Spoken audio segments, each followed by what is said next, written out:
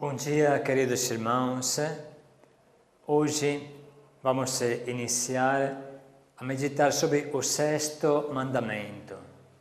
Não cometa atos impuros, não peque contra a pureza. No Antigo Testamento, este mandamento se expressava assim: não cometa adultério. E este mandamento é muito ligado também ao nono: não cobice a mulher dos outros. Tudo isso na lei antiga, e esta lei é aperfeiçoada e levada a pleno cumprimento por Jesus, que diz: quem olha para uma mulher cobiçando-a no seu coração, já cometeu adultério com ela no seu coração. E isso vale também para uma mulher em relação ao homem, mesmo que isso seja menos frequente. Um olhar de cobiça é já um olhar de adultério e de pecado completamente fora do plano de Deus. Então, neste sexto mandamento, nós vamos meditar e pedimos que Deus nos ajude, que possamos abrir o nosso coração.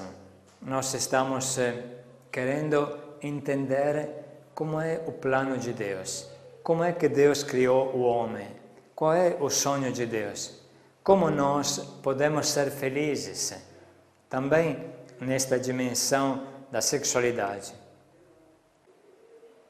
Felizes os puros de coração, porque verão a Deus. Felizes os puros de coração, porque verão a Deus. Deus quer isso de nós. Nas bem-aventuranças nós encontramos esta palavra forte e clara de Jesus: felizes os puros de coração, porque verão a Deus. Significa que se um homem tem olhos impuros, busca a cobiça, busca as coisas, o sexo errado, desagrado, nunca vai ter olhos capazes de enxergar a Deus, de entender a Deus e de conhecer a Deus. Quem é impuro nunca poderá ter um relacionamento com Deus. A impureza sexual, neste caso, que estamos explicando, ela impede o relacionamento com Deus, que é a nossa alegria, que é a nossa felicidade.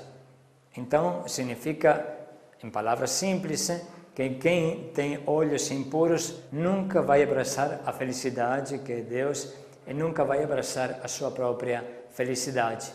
Esta é a condenação, esta é a tristeza de quem pega o caminho errado nesse sentido. Isso que hoje vamos aprofundar. E ao meu lado vocês estão vendo um ícone e vale a pena explicar este ícone muito bonito. Vocês estão vendo dentro de uma abóbada está a pintura, o ícone de Jesus que tem Maria no colo. Esta é a representação dos orientais da Assunção de Nossa Senhora. É claro que aqui a pessoa que pintou o ícone se refere ao Cântico dos Cânticos. Então Jesus é representado como o esposo que abraça a esposa, que é a igreja, e Maria representa a igreja, e Jesus leva no colo Maria até o céu. Esta é a plenitude da experiência humana, porque eles estão no céu com corpo de carne e osso, Jesus é com corpo de carne e osso, Maria. Este é o sonho de Deus sobre a masculinidade e a feminilidade, bem além da relação sexual conjugal, como a gente está acostumado a entender. Então, este ícone vai nos acompanhar no decorrer das slides. Eu gostaria que ficasse no coração de todos como um símbolo, o que nos espera, como podemos construir um verdadeiro, sincero, puro e profundo relacionamento entre homens e mulheres. Vamos então caminhando juntos. Sexto mandamento: você que venceu a escravidão antiga, não caia agora na escravidão do sexo. Este é o sentido de tudo que falaremos nesta palestra. Você que venceu a escravidão antiga, não caia agora na escravidão do sexo.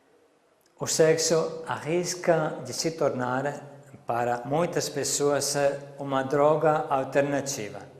Iremos mostrar isso com toda a clareza possível porque tenhamos consciência disso. É um pouco, irmãos, o mesmo mecanismo da droga. Quando uma pessoa usa aquele baseado, usa aquela farinha, aquela pedra, fala, não seja careta, eu não sou careta não, eu vou mesmo experimentar, vou mesmo usar.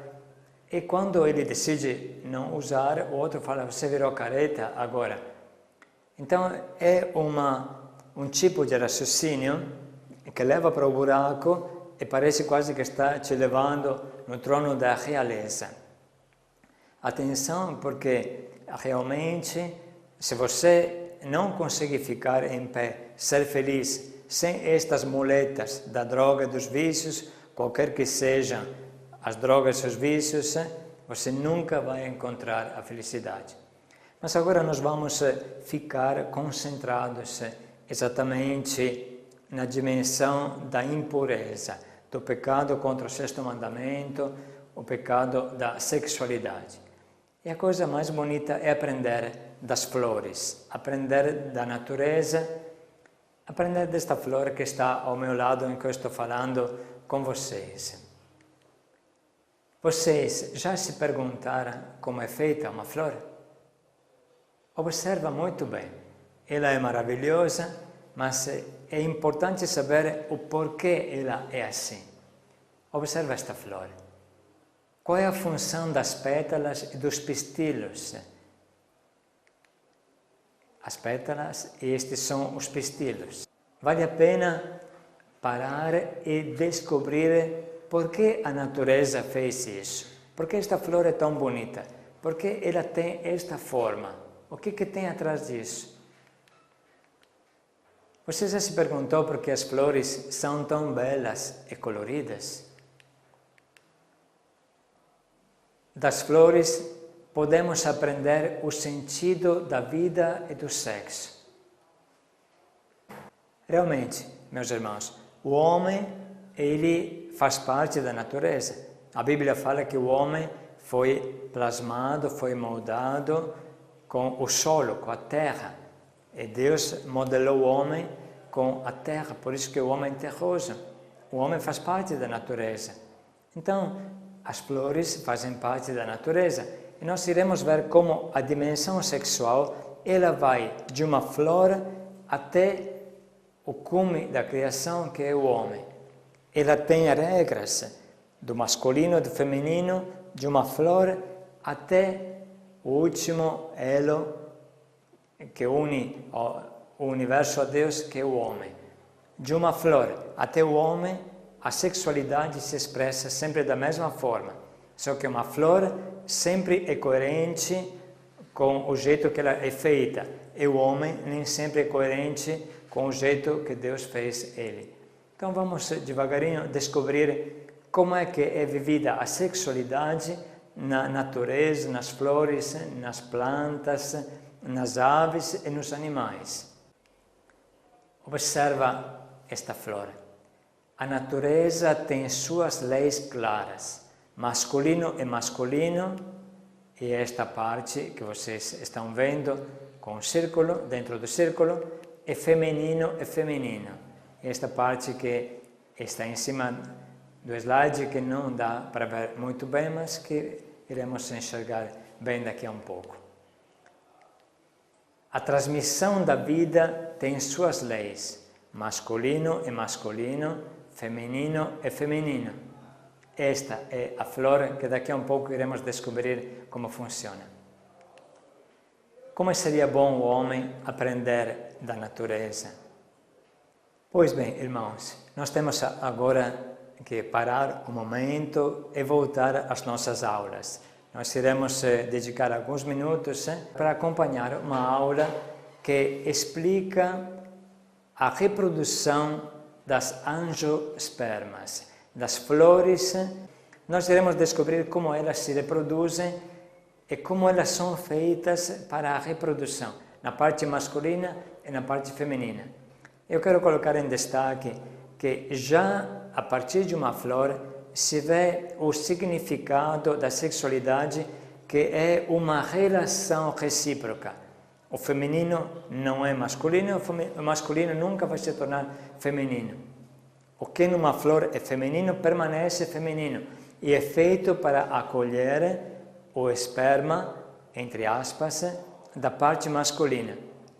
E dentro de uma flor, os dois elementos estão juntos. Mas atenção, observa como é a natureza. Estando juntos, poderiam se fecundar tranquilamente, mas não é assim. Os elementos masculinos que estão numa flor, eles são feitos sobretudo para fecundar outras flores, outras plantas que estão longe. E este pólen, assim, o pólen se chama a parte que vai fecundar o óvulo da flor, tem os mesmos nomes humanos. Então, esta parte que é produzida pela parte masculina, que é o pólen, ele vai para longe para fecundar outras plantas, transportado pelo vento, pelos pássaros, pelos insetos. E a parte feminina da flor, ela vai receber um pólen que vem, de repente, de outras plantas. Mas agora, nada melhor do que escutar por alguns minutos esta aula com paciência para entender muito bem como é que a sexualidade inicia na natureza.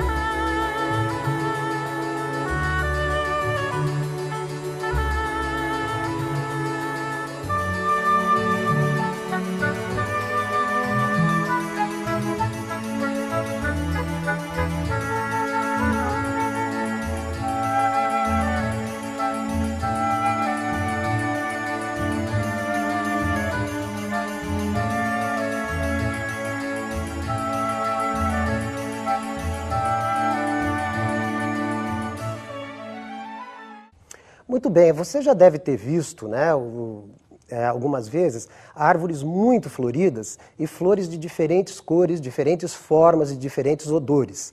Isso é um aspecto muito importante das flores para ela ter aquela ligação com o seu polinizador. Aliás, uma das grandes vantagens das angiospermas em relação às suas flores é a grande variedade de cores, de formas e de odores, o que vai propiciar uma grande variedade também de polinizadores.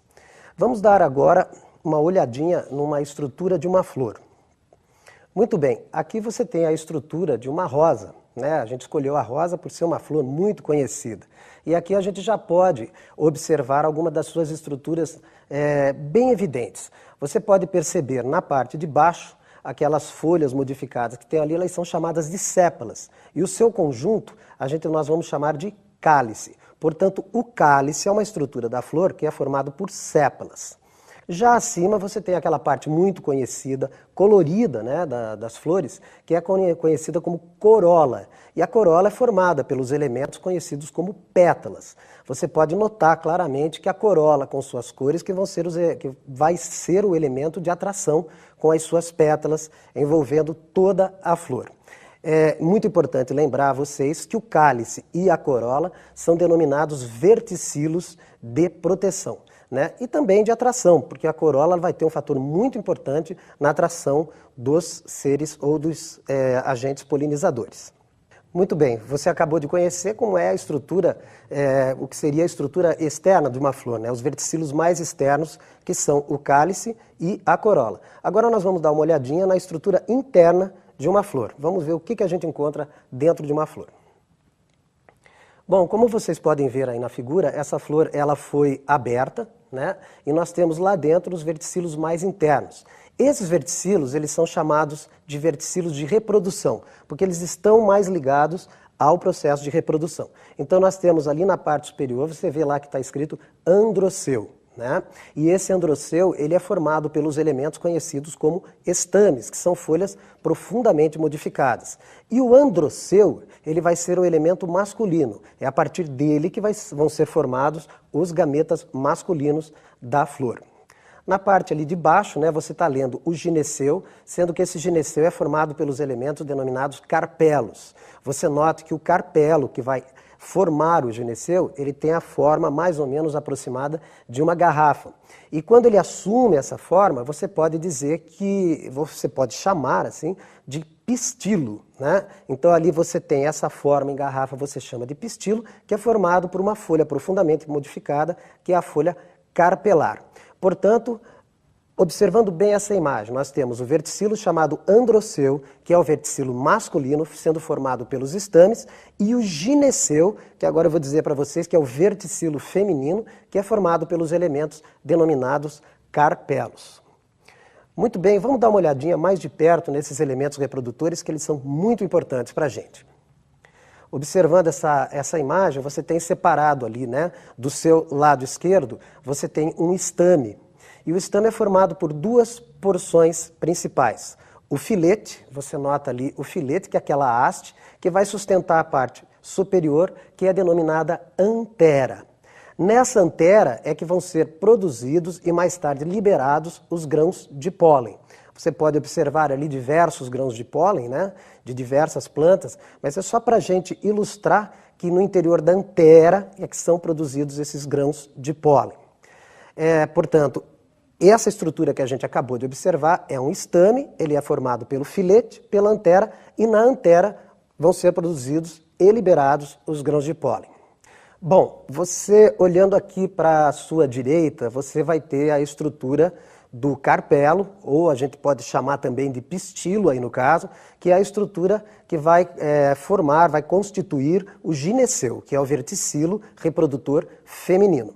Você note que o carpelo ou pistilo é formado por três partes: o estigma, o estilete e o ovário. E pode notar também que no interior desse ovário nós temos o óvulo. Note que o estigma ele forma uma superfície que irá receber os grãos de pólen. Nós vimos ali, né, no lado esquerdo, que a antera vai produzir os grãos de pólen e esses grãos de pólen devem ser conduzidos, devem ser transportados até o estigma, num processo que é conhecido como polinização. Ou seja, o transporte do grão de pólen da antera até o estigma do carpelo, né, até o gineceu. A estrutura do ovário é muito importante você observar, que ele tem uma forma abaulada e no interior dele nós podemos verificar a estrutura de um óvulo, tá? Que pode ser um ou podem ser diversos conforme a flor. Muito bem, na próxima tela você vai verificar o processo de polinização, né? Que, como nós falamos, é o transporte do grão de pólen da antera até o estigma. É o transporte do grão de pólen da parte masculina, onde ele vai ser produzido, até a parte feminina, onde a recepção dele vai ocorrer ali no estigma. Notem também que aqui nós temos diversos agentes polinizadores. Tá? Nós temos, por exemplo, o vento, que é denominado polinização anemófila, né? O vento que caracteriza a polinização anemófila, quer dizer, os grãos de pólen podem ser transportados pelo vento. Nesse caso, ou seja, quando a polinização é realizada pelo vento, as flores não vão apresentar aquela beleza que a gente encontra naquelas que são polinizadas por animais, pois o vento não vai precisar, vamos dizer assim, de alguma coisa que possa atrair esses animais, né? Então o vento ele simplesmente vai transportar passivamente esses grãos de pólen desde o androceu até o gineceu. E, portanto, as flores não precisam ser coloridas, nem cheirosas, nem produzir o néctar. E é muito importante lembrar que quando a polinização é feita pelo vento, tende a haver uma grande produção de grãos de pólen, né, para garantir que seja feita esta polinização. A polinização, como vocês podem notar também, ela pode ser feita pelos insetos, o que a gente chama de polinização entomófila. Nessa polinização é muito importante principalmente o odor das flores, né? E as flores que têm cores amarelas ou cores puxadas assim mais para o azul são as flores mais visitadas por insetos. Portanto, os insetos eles são, vamos dizer assim, os principais polinizadores, né? Os principais polinizadores bióticos entre os seres vivos são aqueles mais conhecidos. Os pássaros também, né, que caracterizam a polinização ornitófila, eles são polinizadores conhecidos principalmente, como você sabe, o beija-flor, que ao visitar as flores também realiza o transporte dos grãos de pólen. Geralmente as flores polinizadas por pássaros são flores de cor vermelha e sem muito odor, né? Parece que os pássaros assim não são lá muito bons de olfato. E existe, pouca gente sabe, uma polinização que é feita através dos nossos amigos aí, os morcegos, né? Ela tem um nomezinho meio complicado, né? Devido ao fato dos morcegos pertencerem ao grupo dos quirópteros, a polinização feita por esses animais é denominada de quiropterófila. Acho que eu não precisaria explicar aqui para vocês que a polinização feita por morcegos ela vai ocorrer no período noturno, né? Pela atividade do morcego que é noturna. E geralmente essa polinização ela vai exigir flores que apresentem um odor bem acentuado para que o morcego possa localizar essas flores e proceder à sua alimentação, que muitas vezes é o néctar, né? E dessa forma indiretamente proceder ao processo de polinização. Muito bem,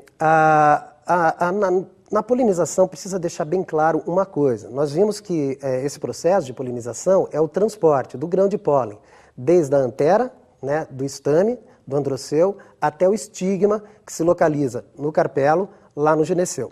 Muitas vezes esses dois elementos eles podem estar juntos na flor, quer dizer, a flor apresentar os dois sexos, ou seja, uma flor com androceu e com gineceu. E em muitas delas pode acontecer o processo da autopolinização, ou seja, os grãos de pólen caem sobre a própria flor. Esse caso, apesar de existir, não é um caso muito vantajoso em termos de evolução, porque ele não vai permitir a variabilidade dentro da espécie. Então é melhor que seja garantida a polinização cruzada, na qual vão ser importantes, então, os agentes polinizadores. A própria flor, muitas vezes, ela apresenta mecanismos que podem evitar a autopolinização, né, e garantir ainda mais a polinização cruzada. Nós temos, por exemplo, os estames do androceu e o gineceu, localizados em partes, vamos supor assim, em alturas, né, ou planos bem distantes numa flor. Ou a gente pode ter um caso muito interessante, que é o amadurecimento do gineceu e do androceu em épocas diferentes. Nesse caso, também garantiria ali a polinização cruzada com uma maior variabilidade. Nesse caso, em que androceu e gineceu amadurecem em épocas diferentes, nós damos o nome de dicogamia. Perfeito? Vamos dar mais uma olhadinha aqui, logo após a polinização, o que pode acontecer. Muito bem, você tem aí uma estrutura, né, em forma de um frasco, de uma garrafa, que é o nosso ali, o pistilo. Tá? Você veja que a polinização já ocorreu, o grão de pólen está sobre o pistilo e ele está formando ali uma estrutura que é chamada tubo polínico. Dentro dessa estrutura você veja que foram formados dois núcleos, chamados núcleos espermáticos, que correspondem aos gametas masculinos. Depois, na parte inferior, você tem a estrutura do óvulo e esse óvulo está dentro do ovário. No óvulo você pode perceber a oosfera, este é o gameta feminino das plantas, e os núcleos polares, né, que ficam ali mais ou menos na parte central do óvulo. E você vai notar que vai haver agora um processo chamado de dupla fecundação. Um dos núcleos espermáticos irá fecundar a oosfera e o outro vai se juntar com os núcleos polares. No primeiro caso, né, na primeira união, nós teremos o desenvolvimento do embrião e no segundo nós teremos ali os núcleos polares junto com o outro núcleo espermático, formando um núcleo triploide que vai dar origem ao endosperma, que vai ser o alimento desse embrião. Logo após esse processo, o óvulo, que veja que interessante, vai se transformar no que a gente conhece como semente e você note que o ovário vai se hipertrofiar, vai se desenvolver e vai formar o que a gente conhece como o fruto.